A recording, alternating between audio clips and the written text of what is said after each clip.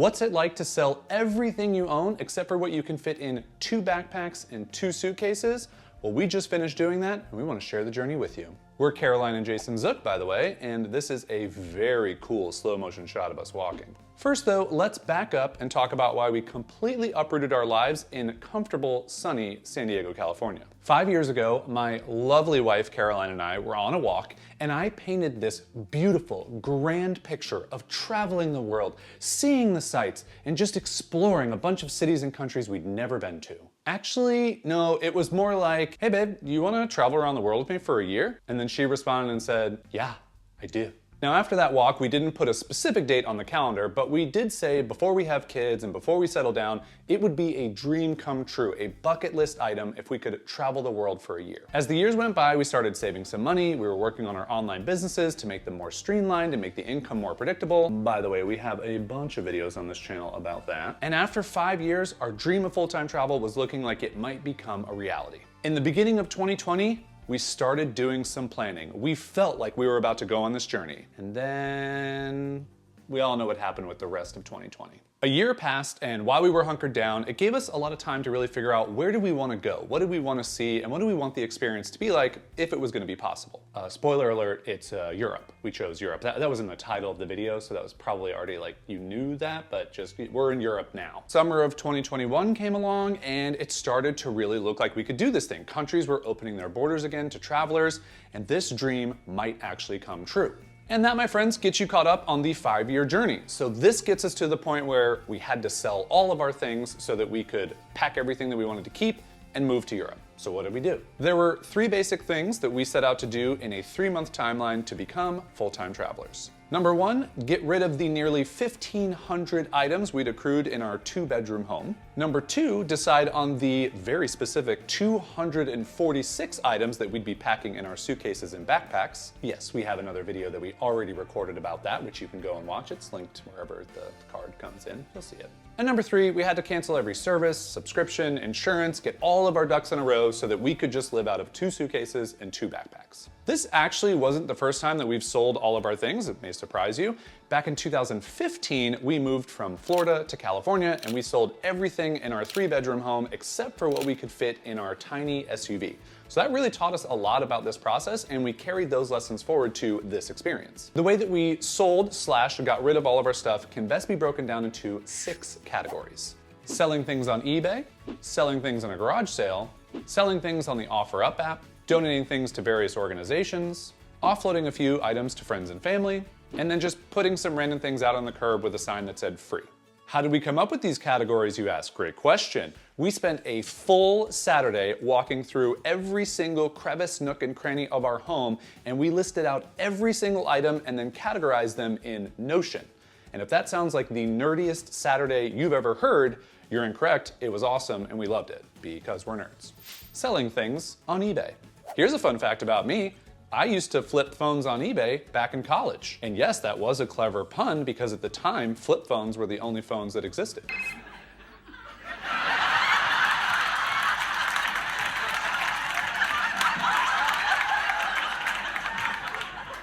Hello. Saturdays in our house became eBay Saturdays for a couple months. So we would get together, we would grab a bunch of different things that we knew we could probably sell on eBay. I would do all the photographing, so I found one nook in our home that had good lighting, and I would take a bunch of photos. And while I was doing that, Caroline, my lovely wife, would be on eBay finding a similar item, creating a listing, and then putting that in draft mode so that I could then add the photos and then list it for sale. Then we'd simply list some things. So we'd use a 7-day auction. We would also use a buy it now price. We used eBay's fancy algorithm to determine the prices for those things. And that was basically it. How many items did we sell on eBay? Well, we sold 36 items, which may not sound like a lot when you have a home with 1,500 plus items, but those 36 items brought in $3,500 even, which, wow, really satisfying final amount. The fastest selling item on eBay was actually our juicer, which sold in a whopping 12 minutes after hitting list. The item that sold for the most money was my Sony a6400 camera kit, which sold for $1,125. And the item that sold for the least amount of money was the Amazon Echo Dot first generation, which brought in a paltry $5.50, and I think I actually lost money on the shipping. Oops. All in though, eBay is a great way to get rid of some of your stuff because you don't actually have to really deal with people. It's very hands-off. You just list the items, they sell, you ship them out, very easy. Selling via garage sale.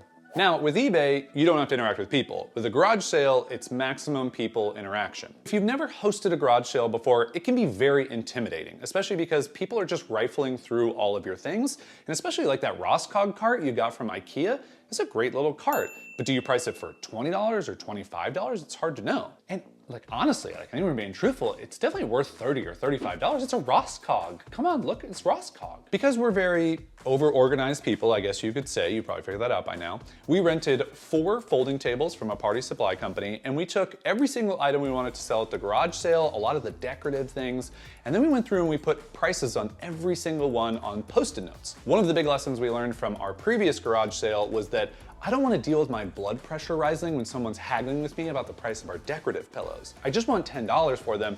Don't offer me $8. The day before the garage sale was actually supposed to happen, we made our own garage sale signs, and then we also listed the garage sale on the OfferUp app and on Craigslist. At 9 a.m. the morning of our garage sale, we took all of our tables and stuff and put them out in our driveway, and then I went and hung up our beautifully designed garage sale signs, which, no joke, many people commented were the nicest garage sale signs they've ever seen.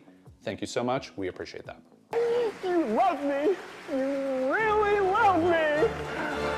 People started to trickle in around 10:30, and then all of a sudden right after that there was a little swarm of activity, and we had people rifling through all of our things, and there was an adorable mother-daughter combo who were just picking tons of stuff and making a pile in the middle, basically saying they were the dominant buyers of our garage sale. But one of our favorite moments of the garage sale was when a gentleman, who we'll name Carl, rode up on his Vespa, and he parked it all the way at the other side of the street, essentially in a bush. Like he drove his Vespa like as close as he could. He walked over, he looked through all of our things, and then picked up a microphone stand. He took it all apart and he was looking at it. He asked how much, we said $10. He paid for it, and then as he was walking away, I kid you not, he looked back and he said, "I've always wanted to be a rock star." It was amazing. It was fantastic. It was hilarious. Then Carl got on his Vespa, kind of like strapped the microphone stand to his back, and drove off. Now I will say the amount of money that we made in our garage sale is not going to shock you. It's not a ton of money. However, the goal of our garage sale was to get rid of all of the smaller things around our home, which it did a very good job of. The total amount of money that we brought in, $780. Oh, also of that $780, a woman paid me with a soaking wet $20 bill that she pulled out of her purse. I didn't see any water in her purse, but she opened her purse and she pulled out and it was almost dripping. It was so wet. Selling things on OfferUp. If you don't know what the OfferUp app is, it's basically like Craigslist, but with profiles and with ratings. So when someone's gonna come to your house and try and buy your decorative wooden bowls, you know that's a real person and maybe you've seen a photo of them and it doesn't feel as creepy, I guess. The good thing about OfferUp is that in a city like San Diego, a lot of people use it and it's very easy to list things and have them get sold. The bad thing about OfferUp is that people will haggle back and forth, they'll message you, so you kind of have to be on the app a lot to sell things, but all in, it's a good experience and it helped us sell a ton of stuff.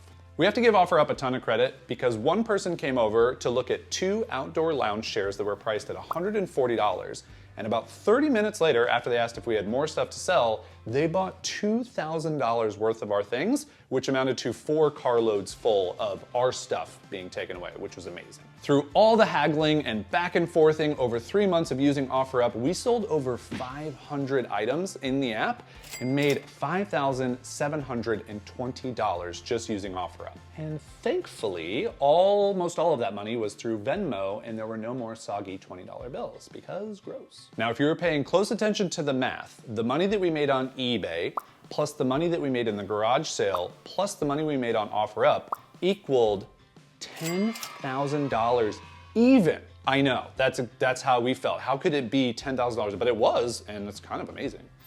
Donating, offloading, and the curb. Those 3 previous categories for selling our stuff helped us get about 3/4 of the way to our goal. But these last things are less exciting, but they really do help you kind of get to the finish line. As far as donations go, there were a bunch of different places that we donated that accept different things like bedding or towels or just all the different like housewares that people wouldn't buy.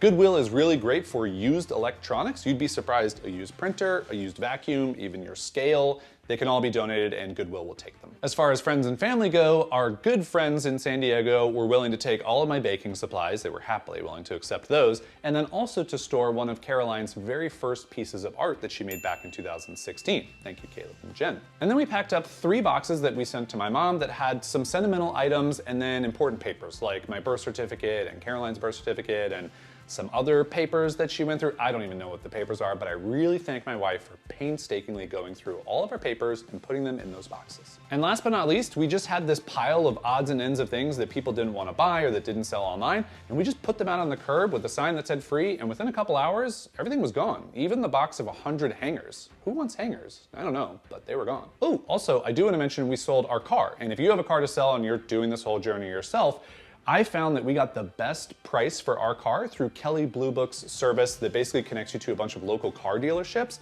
I'll leave the link to it below. It is not sponsored, but basically just like aggregates all the dealerships in your area, gives a fair price, and then the dealerships will contact you. This was a really good experience. I was very surprised, and we had used something like Carvana before and Vroom, but we got the best price using this service, and it was very easy to use, so would definitely recommend trying it. And believe it or not, that's all of our stuff. All 1,500 items gone from our place. We were renting, so it was really easy just to end our rental agreement, and that left us with the next couple of tasks where we had to get ready to make this move to Europe. So what are those tasks? Well, it's the insurances, the services, the subscriptions, and we can kind of lump those things into 2 buckets. Bucket number 1 is things we don't need living in Europe. Bucket number 2, things we'll need living in Europe. Amazingly creative names. I know, thank you.